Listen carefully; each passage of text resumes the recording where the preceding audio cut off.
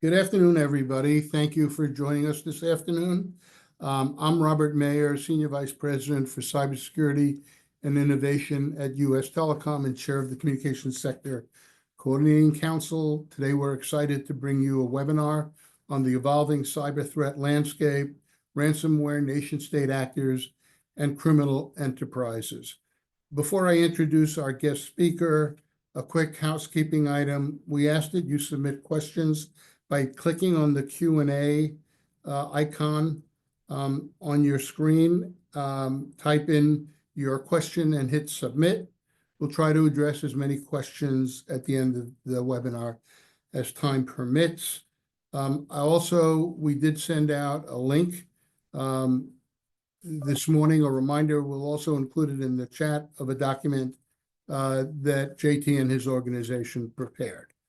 So let me introduce JT as the CEO and founder of AFTRDRK.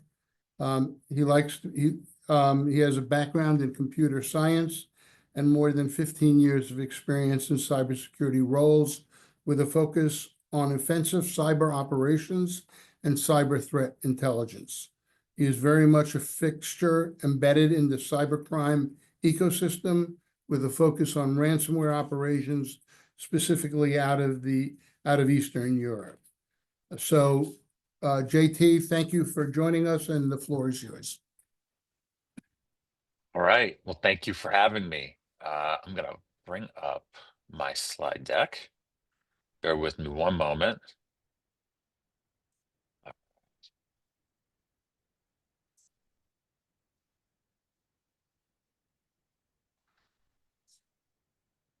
There we go. All right. There we go. All right, great. Well, it's a pleasure to be here. Thank you very much for hosting this event and absolutely inviting us to do it. So, as Robert said, I'm JT, founder and CEO of AFTRDRK.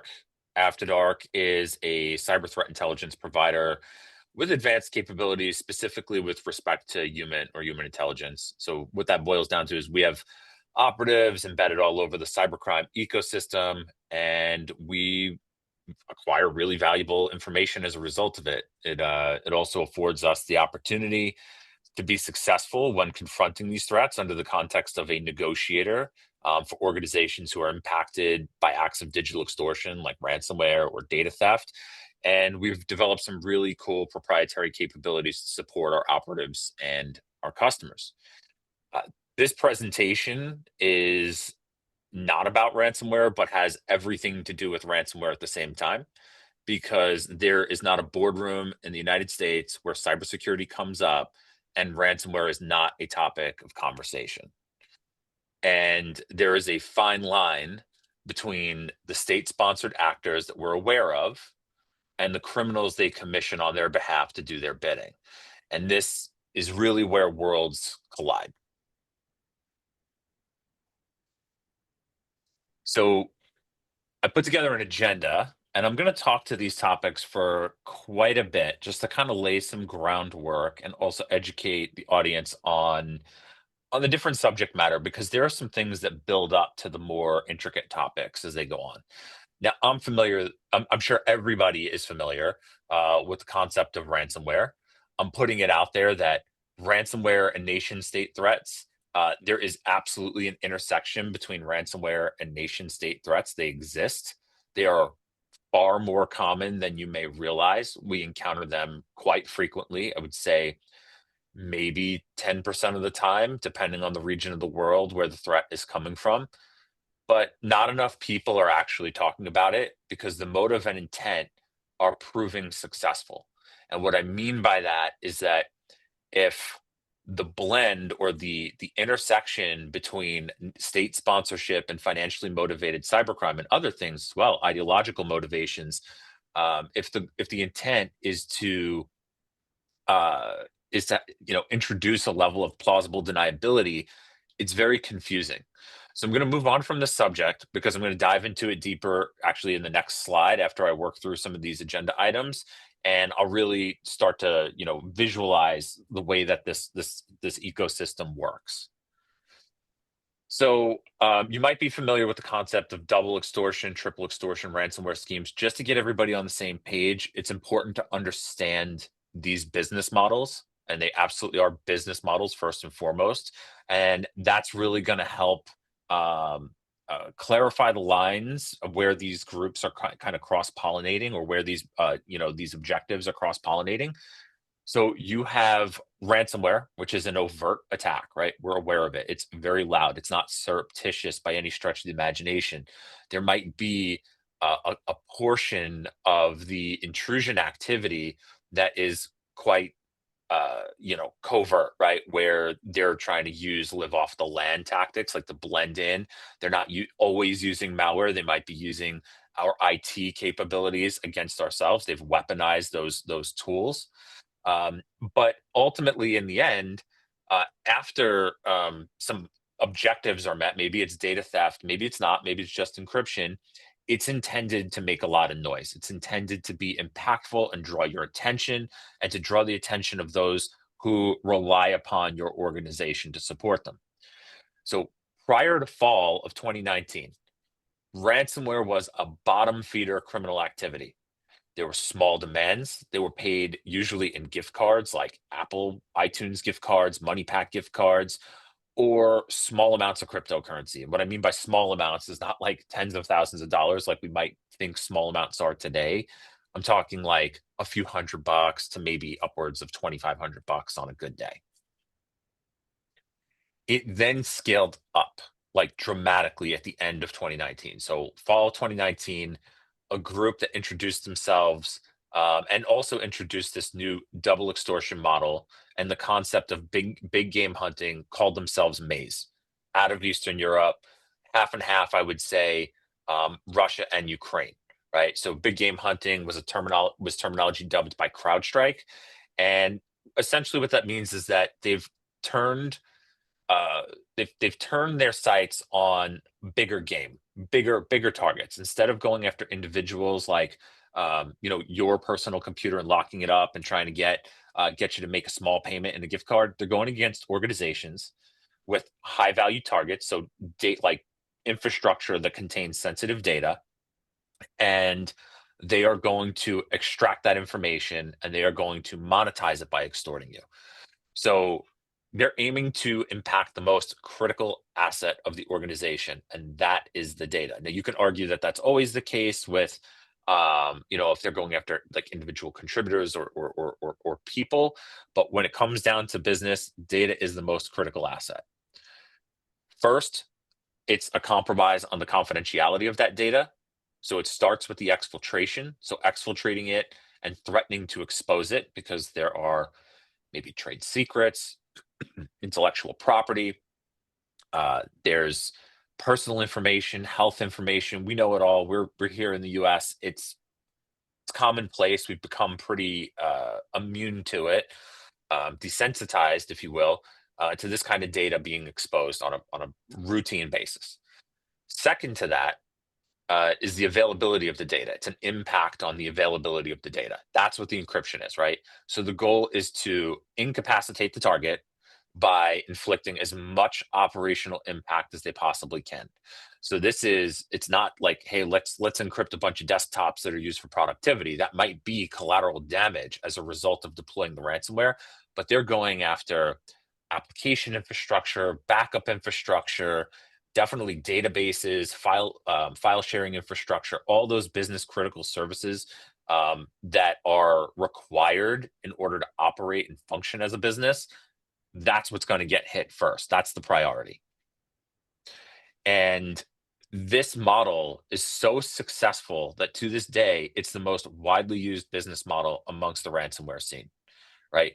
You can even, whether it's a broader stroke group, right, that's got like a franchise model, which I'll talk a little bit about, or if it's just an autonomous unit, a smaller team of individual contributors.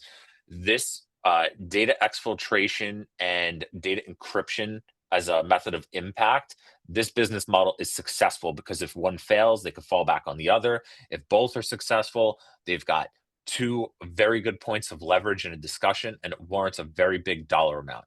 Because in cases where there's operational impact, and not so much so with data exposure, but sometimes um, it could mean ending the business.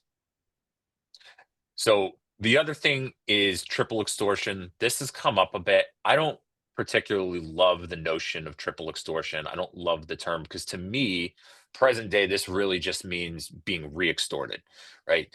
I think a couple of years ago, distributed denial of service attacks were quite common. We don't see them often today, but if you ever hear about triple extortion, that's very likely what folks are referring to.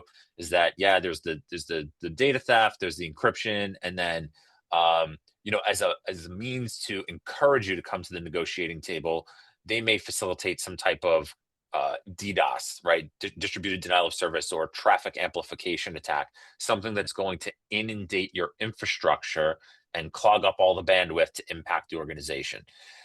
Generally, today, this third layer of extortion means that the group is coming back with the data. They never actually deleted it, and they're kind of dangling the carrot.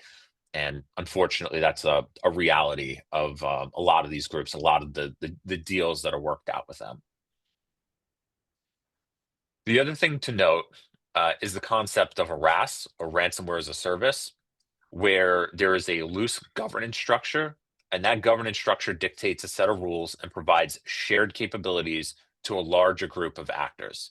So think of that like a franchise, where you're probably familiar with some of the ransomware groups with names like Lockbit or Black Cat, better known as Alpha, right? Their malware was called Black Cat.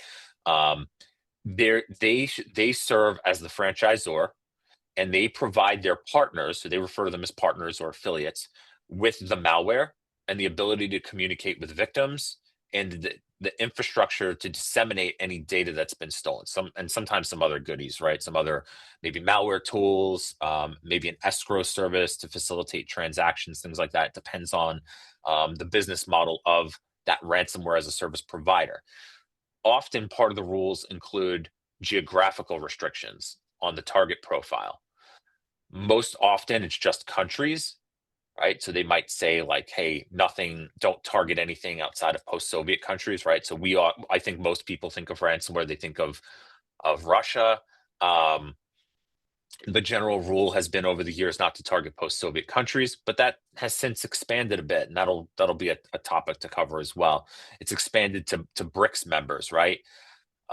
Which leads us to our next point, which is how geopolitical tensions drive sophisticated cyber attacks, right? So we talked about ransomware. I think we've kind of laid the groundwork here for the way that's going to work, but there's absolutely a geopolitical aspect of cybercrime in general, and with ransomware that um, that drive even a level of sophistication. And usually anything geopolitical, you think maybe ideological or nation state sponsored, and that is very very very true. The more sophisticated tends to be obviously on the nation state side. So you might remember a couple of years ago there was a movie called The Interview with Seth Rogen and James Franco. They made a comedy about interviewing Kim Jong Un. That didn't turn out so well for Sony. Kim wasn't having it, and Sony was hacked again as a result of it. And everybody talks about the Sony hack, and I just think to myself, which one? Um, or how about how Russian intelligence deployed NotPetya to cripple Ukraine back in 2017? They targeted energy companies through their accounting software.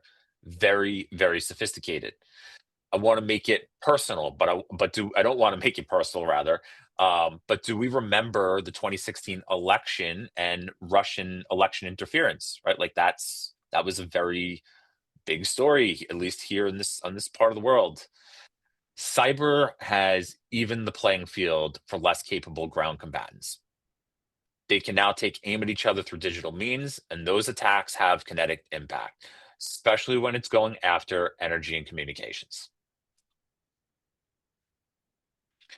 Organized crime groups and nation state collaborations. I'm going to get into that in a little bit as I show you the intersections between them all. But let's move on past this. Let's move on to threat actor motives. So we've got a lovely Venn diagram here, and I am absolutely going to walk through this a bit and give you a world tour into the sponsorship and the intersection of ransomware and all these different motivations, right?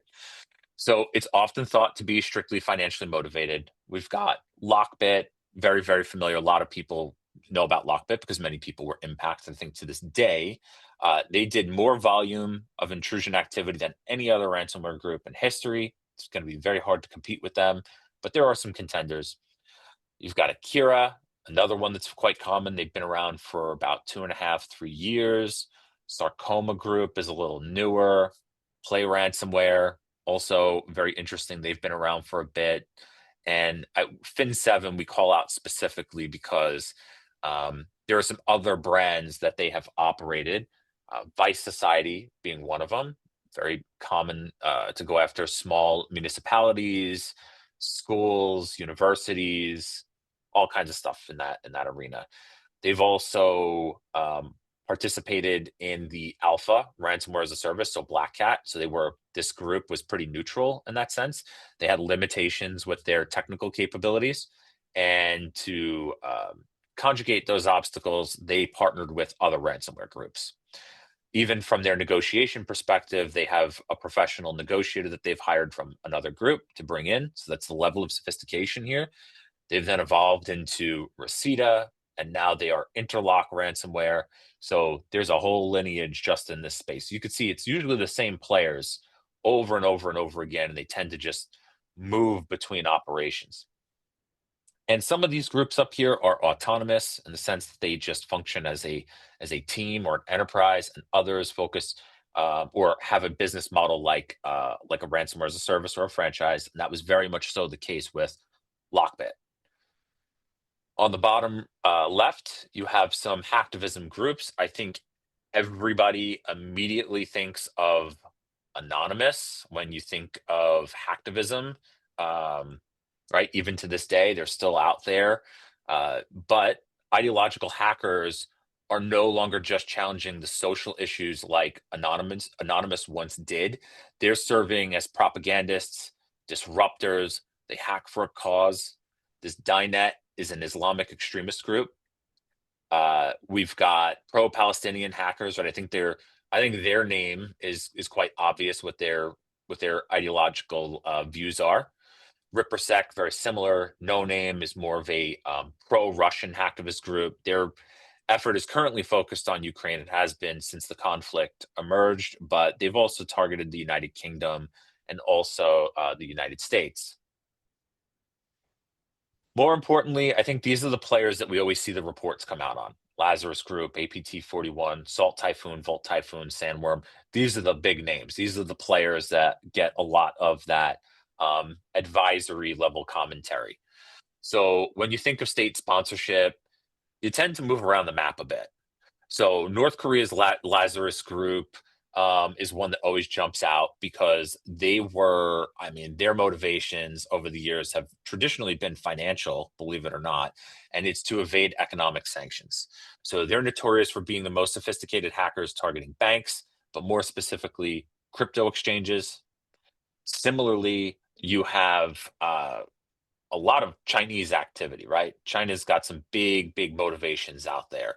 I'm sure we've all been hearing about Salt Typhoon and Volt Typhoon, and they really work to gain leverage over an enemy combatant, right? So whether that's espionage for the purposes of acquiring intellectual property to develop a more competitive economy, which is definitely a big motivation of China. It's part of their 100-year strategy of global dominance. You have Salt Typhoon, which is notorious for going after intellectual property.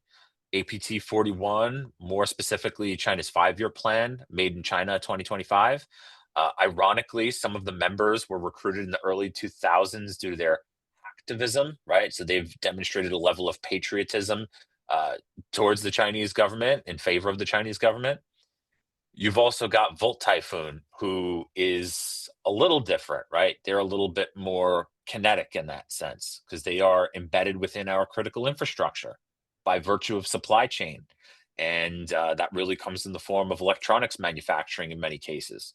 We don't know that they're there because the back doors are so obvious that it's nothing more than a feature to us, right? Talking about things like IPv6, which we don't talk about much, and other hidden backdoor features in some of our consumer electronics and other components of more sophisticated technical systems that are manufactured in China.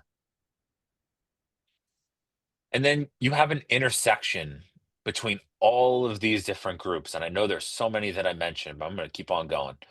So you've got Bronze Starlight out of China, who masquerades as ransomware, but their intent is absolutely espionage driven. APT 27, very similar. Evil Corp.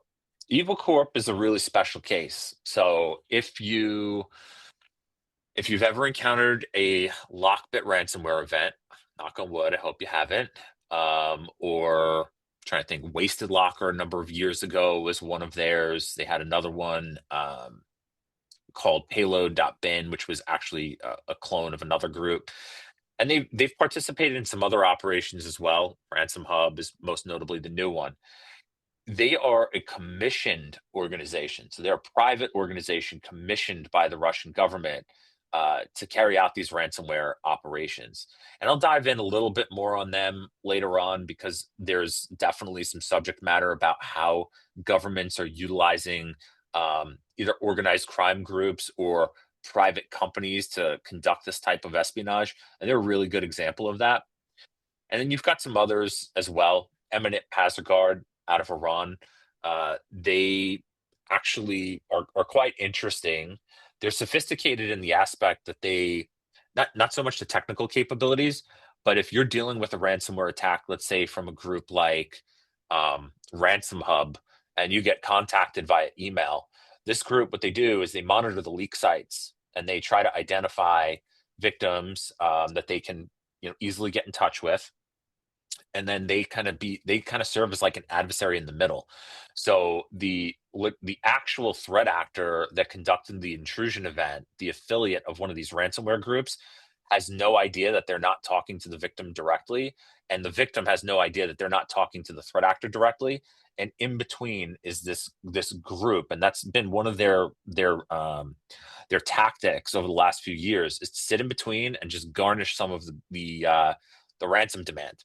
It's kind of smart, but at the same time, it's a bit of a migration away from their legitimate ransomware activity, which they've absolutely carried out, and it's very ideological and or ideologically motivated rather. Medusa ransomware, which is very interesting, and I find them quite fascinating. Over the years, this group has had quite the evolution.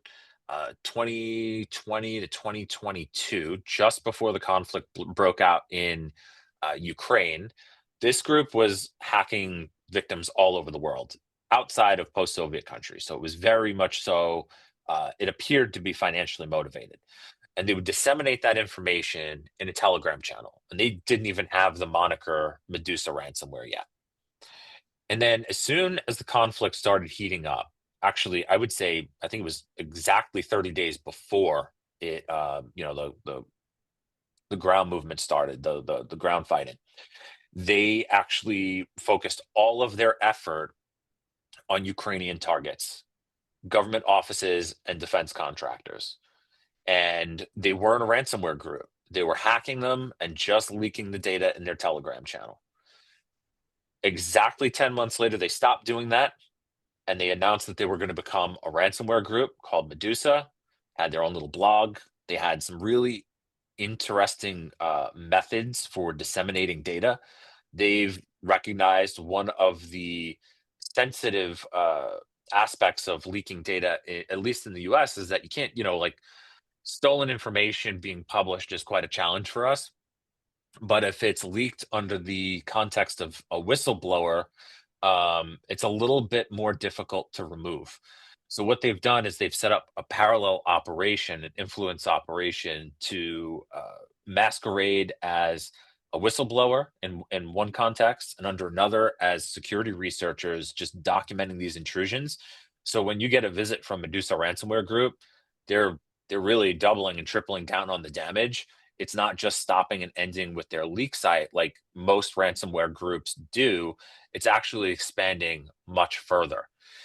And the group has since extended their business model quite a bit, where it used to just be autonomous, and now they are actually recruiting. So they actually are embarking on that franchise or RAS model. And the belief is that that's for plausible deniability, that the core members of the group are operating as just one of the affiliates so that they blend in with the noise. And the other operators are out there wreaking havoc on the rest of the world. So we talked a little bit about, or a lot of it, about the intersection between specifically the financially motivated groups and nation state activity. And really, what I find fascinating is how different nations or nation states rather approach this specific problem or use case. China, for example, they actually hire private companies to do this kind of work, right? So the way that they've been conducting themselves over the last several years in this space, specifically with espionage in mind, and you could see there's a targeting profile over here, right? Like you can look at the target industries. You've got telecom, governments, military defense contractors, et cetera, and then the geographical focus, right? Their biggest enemies, right? U.S., Europe, specific regions within the immediate proximity to China, and there's an evolution of all these different names that they've used over the years. So they have these private companies that go out and they uh, acquire the leaked capabilities of another group. What I mean by that is sometimes these groups, their source code gets leaked for their malware. And that's an element of plausible deniability. Sometimes their leak site is pretty intricate. And if it gets cloned, it appears to be maybe the same threat actor under another brand. So they've done this from June of 2021 to present day under a number of brands utilizing a number of different I would refer to it as almost pretexts. Like in one of them, this cheers crypt down at the bottom, last seen in May of 2022, what was really interesting about them is that they had pro-Ukrainian commentary all over their leak site. They also used leaked Babook source code. So Babook was a big ransomware strain for a period of time, at least in 2021, and the code is generally available. But the thing that was smart on their behalf is that if you're going to put up a ruse to be pro-Ukrainian, then you have to use some type of Russian-speaking source code. So I thought that was pretty brilliant on their end because it was primarily floating around in that Russian-speaking ecosystem, and that's what they rocked with for a period of time. Now they're under the brand Raw World, and it's likely about to be rebranded. We just haven't identified it yet. I don't think anybody has. Maybe they have, but this is the progression of a group like this. So private company commissioned on behalf of the state goes ahead to blend in with the noise, and their motivations are kind of interesting as well. Like if you've ever negotiated with one of these groups, it's kind of interesting. So we do a lot of negotiations, and there's always a battle rhythm to them, right? You always have to parlay for a bit to drive that price down if you need to transact with a threat actor in order to recover a business. With a state-sponsored group, specifically the ones out of China, they almost always ask for a ridiculously high demand and then settle immediately on a low number. So they'll go for like, okay, we want $1 million, and then you'll say no, that's too much, and offer them like 10,000 bucks, and they'll usually take it. And in some cases, they'll even go as far as providing the decryption keys as like a sign of good faith, like, hey, yeah, demonstrate to us that you can decrypt the ransomware, the encrypted data. And instead of just decrypting a few files, they'll actually send the decryption tool. So it's quite strange, not good if they're actually financially motivated, but it really shows their hand. They almost always exfiltrate sensitive information. So again, this is kind of a good way to assess whether or not you're dealing with a state-sponsored group, is that they dwell for a really long period of time as well. So they'll get in via a consistent method across a large volume of victims. And what I mean by that is maybe they're going to campaign against a specific VPN technology. Maybe it's going to be Exchange. They love Microsoft Exchange. It seems to be a big target by this particular group. and they'll hang out for anywhere from 60 to 90 days, and then all of a sudden, all at once, we're going to see multiple victims of that attack manifest into a full-blown ransomware event. So they spent some time orienting themselves to the environment, extracting the information, and then putting up the ruse of being a ransomware group. But they also sometimes use some proprietary capabilities, some proprietary malware, and that also it definitely shows their hand quite a bit. So there's a commercial cyber espionage industry, for sure. Evil Corp is a group I spoke about earlier. They're a private company, or a group of shell companies, rather, out of Russia. The companies are not legally called Evil Corp. That's what they dub themselves informally, under the context of being a criminal. And they are contracted on behalf of the Russian government. What's interesting about them is that about a dozen of these individuals have already had economic sanctions placed on them throughout the United States, through the United States Treasury Office of Foreign Asset Control. You could kind of think of them as like a private CIA. What's really fascinating is it's a different spin from the way China does it. So China hires legitimate companies with legitimate employees. The way Evil Corp does it, the way Russia does it, is they hire legitimate companies, but they also provide some support through their federal law enforcement service, or the FSB.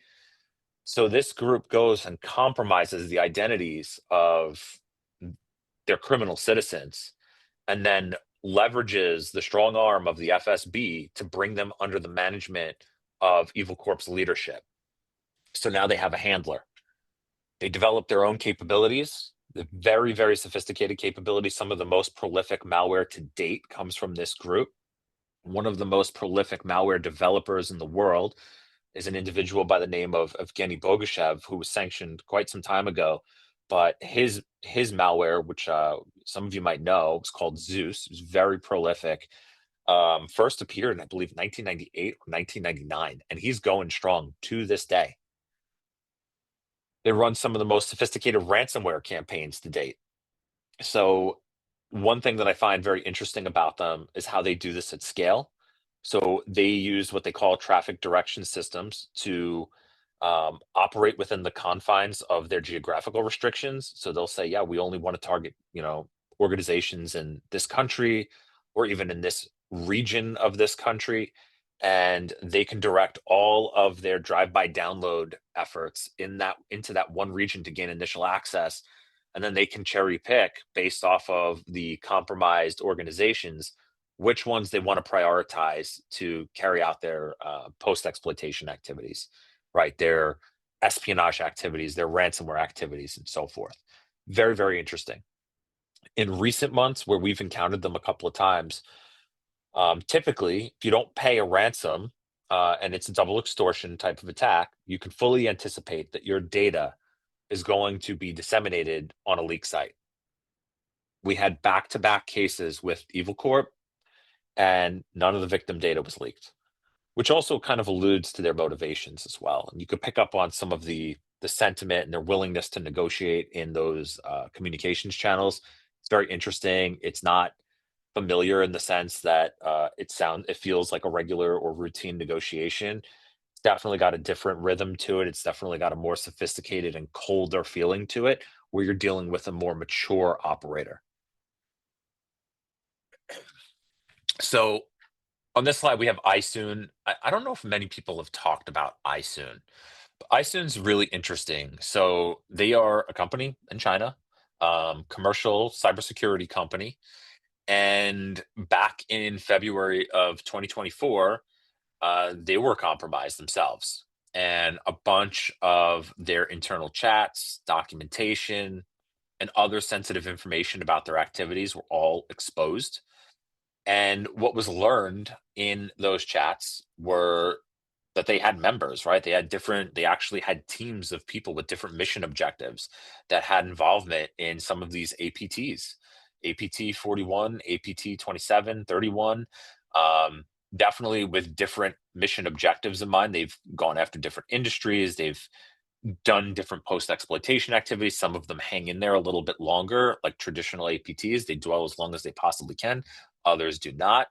But it was a really telling exposure because you had visibility into all that internal communication. You could see them talking about the customers, the contracts that they have, the governments that they were working with. It wasn't just China.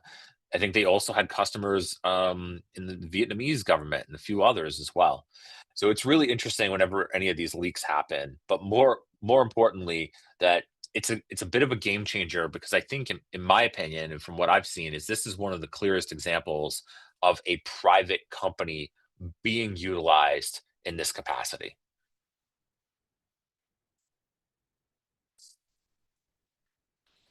So here we have a lovely collage that is just to showcase a small piece of what we refer to as the initial access factory, right? So you've got an English speaking threat actor trying to recruit insiders. You've got a intelligence company. This is actually from ISON. You've got an intelligence company operating on behalf of the Chinese government and selling their capabilities externally, presumably on the private market, the criminal market. And you have access for sale on a criminal forum. And it's what's amazing about it is if you see here the price at the bottom, for $600, half the work is done. They've already punched the hole for you. They've given you all of the details on the type of access, the ISP, the location. They'll probably provide you with details on the technology. You could probably commission this person to even take some additional steps in terms of adding some type of persistence to the environment and what have you. So this is pretty common. This is not, by the way, this is not a showstopper by any means. This is just to kind of showcase what's available out there. But this stuff is these are things that we encounter frequently. We typically do see some larger, more sophisticated, even like ransomware groups trying to recruit insiders within companies. They love like private equity companies and also technology companies like MSPs love that stuff. So if there's any way to reduce the risk, I would say third party due diligence is definitely one of the things that you should be considering if you're not already doing it, or maybe enhancing those capabilities in that diligence process quite a bit, because they're definitely leading to some more sophisticated and impactful attacks. I'll say that, you look at things like this and you're like, well, how do you actually prevent these types of attacks? Because it's obvious that organizations are improving their security. They're making substantial investments in their security, the controls on the endpoint, on the network, ingress and egress communication. They're moving to cloud environments with less infrastructure, and they could codify a lot of the infrastructure itself for during deployment. They might be doing things like shifting left, but most of these decisions, and this is my opinion, most of these decisions are not informed with anything more than general best practices. And yet companies are still getting hit, right? They're doing all these things because they're not really being driven with intelligence. So I have a bias, and that's because obviously I work in this space. But I do feel after participating in many of these different events, and when I say events, I mean these large scale intrusions over the years, is that organizations are generally trying to do the right thing. Nobody wants to get hacked. Nobody wants to deal with this. But the answer is to really know yourself and know your adversaries, because there is a victimology, there's a profile, and you fit a profile for someone. Now, a lot of this stuff is opportunistic. You can argue that.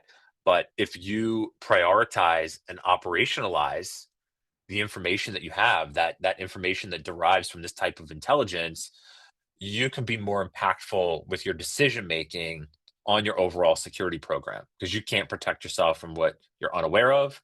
There's way too much to be aware of, so you got to make it relevant. I think a couple of things that generally should be done, um, that I would like to see in the maturity of an organization's evolving security program. I think moving from traditional pen testing to adversarial simulations is a nice step, right? So going from pen tests so red team, and then get more specific on these adversaries as you learn who the adversaries that are relevant to you are. You should play ball. You should try to impersonate them and see if you stand up to their capabilities. I think that that's extremely impactful and informative. And then on the threat hunting side, so lots of organizations, especially if they have a more mature incident response program or security operations center, they might be embarking on threat hunting. Now, there are many arguments about what constitutes threat hunting. Uh, I'm not going to get on a soapbox about it, but I will say a lot of it starts with just, getting into the EDR product or maybe a SIM and trying to locate indicators of compromise or IOCs. There's some value to that, but I think it's limited because those indicators are going to change all the time as infrastructure changes, as new malware is built, right? Those indicators become less and less valuable very, very quickly. So I think that should shift and threat hunting should move or mature to really focus on threat actor behaviors, specifically their TTPs. I think that will really prove more valuable, and then getting visibility beyond your internal network to cut the threat off at the knees. So you need to afford yourself the opportunity to confront a threat from outside your network.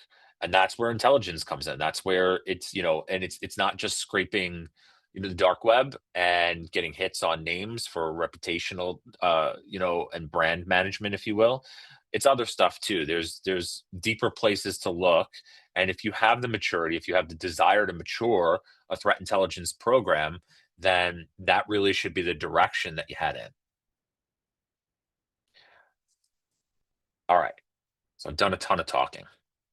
Ton of talking. I am going to pause and I'm going to pass the torch back over to Robert. Happy to do that. Anyway, you can hear me, right? There we go. Yes, sir. A couple of questions here. So, are you seeing these various threat actors, let's say motivated by finance, exfiltration, espionage, are they collaborating in any way? Are they forming kind of convenient collaborative efforts? Or are they still kind of operating in silos? Very collaborative. I think it's evolved over the years. So there are groups that don't even know that they're collaborating with each other, right? So there are like very sophisticated groups that have been around a long time. All of us in this, in the threat intelligence space, track these contributors differently and probably don't always have the same understanding of how they're operating together. But I will tell you that there is a lot more collaboration today than there has been over the years. A good example is Scattered Spider. A lot of folks know about Scattered Spider. Their claim to fame was access, gaining initial access via really sophisticated social engineering tactics. And specifically even SIM swapping, it's quite incredible what they're able to do. It's almost like they just cut through an environment. That group, for a period of time, was collaborating with Alpha, or the Russian-speaking ransomware group, also known as Black Cat. We had also seen some involvement from them collaborating with affiliates of Ransom Hub, a newer ransomware as a service group. And now they're splintering off, and they've identified members with some pretty sophisticated abilities in development and innovation. They're developing their own ransomware and what have you. And it just continues to evolve. There's a lot of collaboration to better answer your question. Okay, another question from a participant. Did you mention IPv6 as a security issue that is presented as a feature in quotes? Can you elaborate? Correct. Yeah. I think a lot of organizations don't look at IPv6, right? I think it's something that's fairly overlooked, and it appears to just be a feature that's enabled by default in many situations, and it opens up a lot of exposure to the internet. So if most of those products that enable IPv6 by default are embedded products, IoT, and they are generally manufactured in China. So I think there's some suspicion that that might be intentional, right? That they might be leaving it on to leave the door open because If you find it and you shut it down, it doesn't look like a backdoor, but it's absolutely a backdoor. They're taking advantage of the fact that most people overlook IPv6 in general. Um, Interesting question here. Are you able to detect evidence of adversaries using AGI to enhance their effectiveness? And what about AI capabilities to mitigate these types of attacks? That's a really, really good question. So, at some point in my career, I worked for an AI company and I ran cyber threat intelligence for them. And since then, it's evolved so fast. So it was more at the time, it was more machine learning, right? And today, it's conversational. We've got these, language models that are quite sophisticated, and now we're building AI agents that can go and take action, and there's a lot more autonomy. uh, Cyber criminals have taken note, like for sure. I think in the early stages or early sightings, rather, of that type of activity, we saw them using conversational AI for things like negotiating, right? Like they are non-native speakers most of the time if they're coming out of Eastern Europe or out of China. So they've leveraged AI products, specifically ChatGPT, for a period of time just to do the translating. We now see that there's a lot of automation taking place. So they're jailbreaking AI models. They're learning. They're doing a lot of malicious coding with them. That's common practice, is to use AI to augment coding abilities. And there are groups out there that are recruiting AI developers. We see it quite often.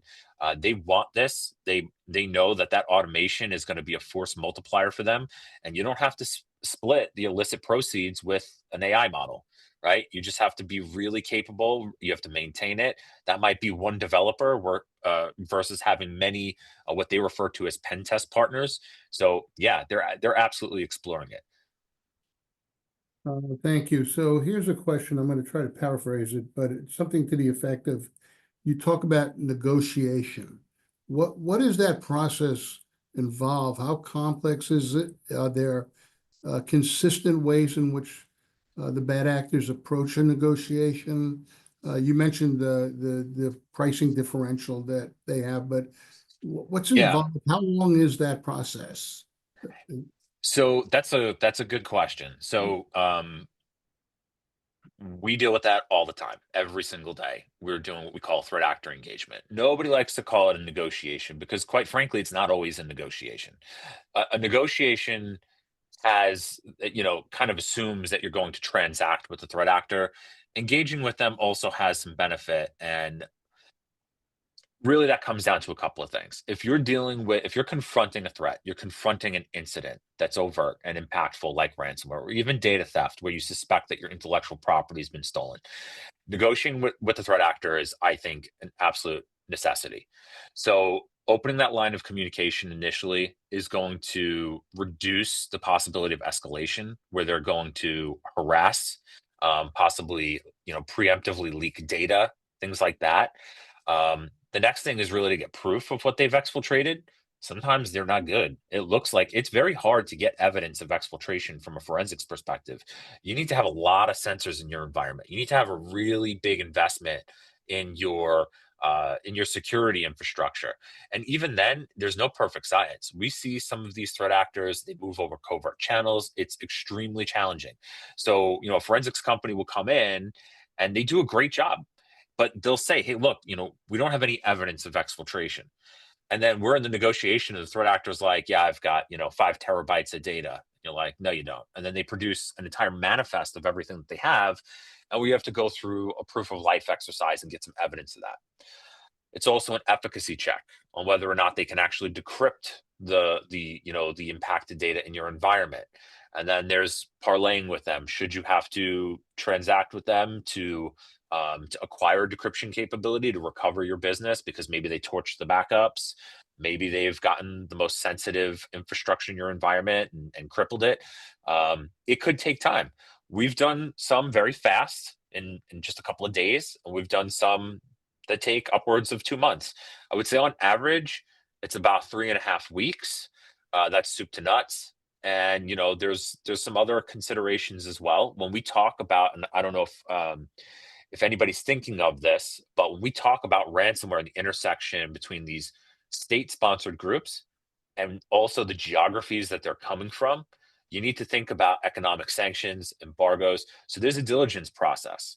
These insurance carriers, these payment providers, they're not going to just go ahead and say, yeah, sure, go pay this ransomware threat actor. Everybody involved in that transaction is culpable. So there's a lot that goes into it. And from a negotiator perspective, it's not just a matter of sending messages back and forth and trolling a threat actor. There are objectives. You need to be able to read the room. These things escalate very quickly, and they get the sense if you're following a playbook, if you're using the commentary of I'm going to go back to my board, or we're just a small company. People are still telling threat actors that they have no money from COVID. I mean, like it's kind of laughable.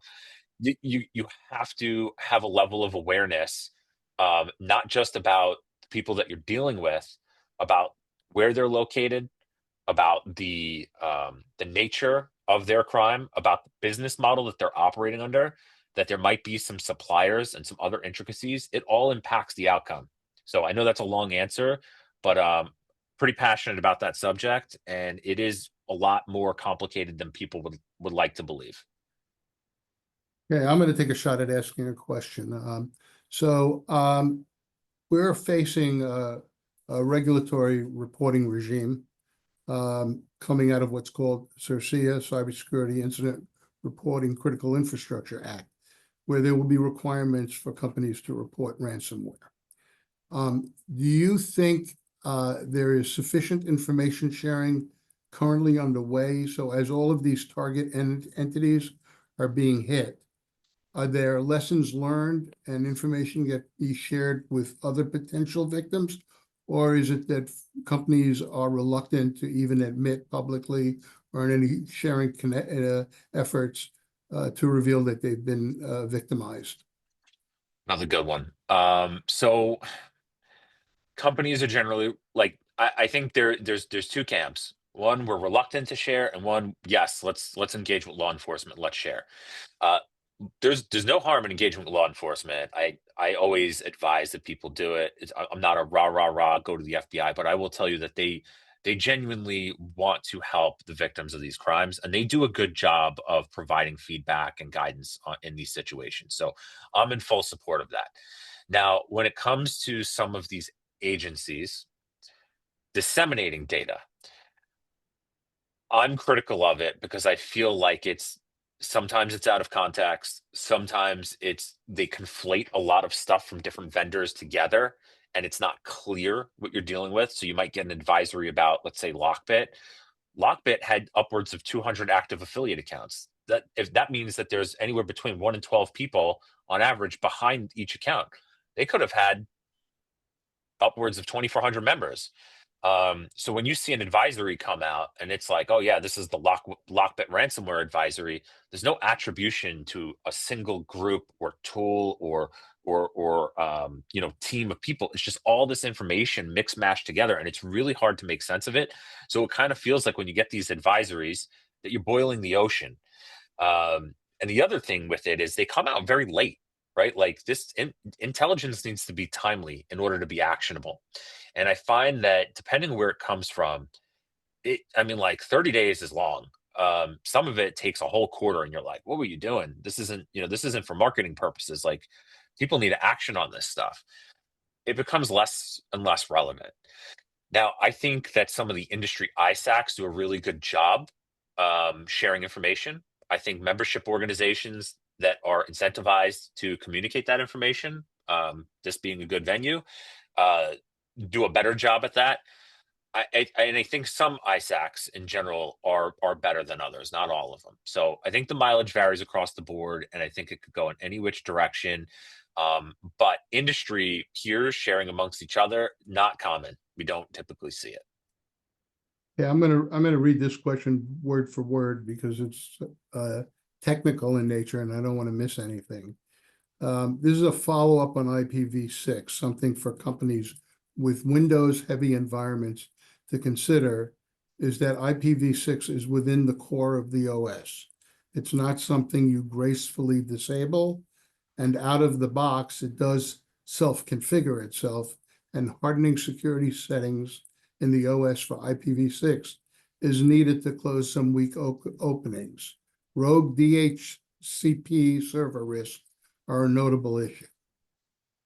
That's a great point to put out, and that should go in an advisory, quite honestly. It's good information. Okay. Thank you. And we're getting near the end here, and this is an interesting question. Why do they always want Bitcoin? Doesn't the blockchain technology make it easier to trace? Yeah, they don't care. So that's the thing. It makes it easier to trace, but it's not it's not recoverable. So that's the thing. Like you can claw back funds that go through traditional banking system, but when it goes through cryptocurrency, like good luck. They do lose on average 30 to 40% in laundering life cycle. What changes that a bit is if you're dealing with threat actors that use more privacy-centric coin like Monero, they lose significantly less. I'm air quoting cashing out. So you might see some threat actors using that. It also offers some more, significantly more anonymity when it comes to asset tracing or crypto tracing. So Bitcoin is just it's unbiased, right? They get paid and you can't get it back. If they're stupid, it's going to go to an exchange that where it could potentially get seized or frozen. But generally, it's going to all the illicit financial institutions, illicit exchanges. That's why you see crypto exchanges landing on the sanctions list on the SDN. It's because they are engaging in this. There's a significant volume of crime and illicit funds, traversing their platform. Okay. JT, I want to thank you and the members of your organization who continue to be in dialogue with us and help put this very informative webinar together. If there is some follow-up, I know you have provided, I think in the link, your contact information. And on behalf of the USTelecom members and members of the communications sector writ large who are attending, I'm sure I speak for all of them when I say this has been very helpful, and I think there's some important takeaways that can be garnered from this webinar. So thank you very much, and to the participants on this call, thank you for joining us and taking time out of your very busy schedules. Thank you very much. Thank you, everybody, for your time. Take care.